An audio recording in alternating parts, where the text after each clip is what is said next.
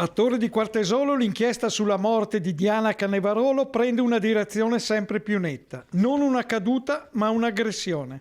La donna, 49 anni, dopo cena era uscita di casa. Viveva nella taverna del condominio di Via Zara, un ambiente separato dall'abitazione principale. Quella notte non ha mai dormito. Le ultime tracce di Diana portano verso la panchina bianca del cortile. Lì potrebbe essersi consumato l'attacco, un colpo alla testa nella parte sinistra e una lesione al collo incompatibile con la caduta. Il figlio dice di aver visto la madre che non è rientrata. Non può essere caduta, le hanno fatto qualcosa. A ritrovarla agonizzante alle 5:30 il compagno Vincenzo Rena, operaio della Valbruna. Sangue nel cortile vicino alla panchina bianca, ipotermia, trauma gravissimo.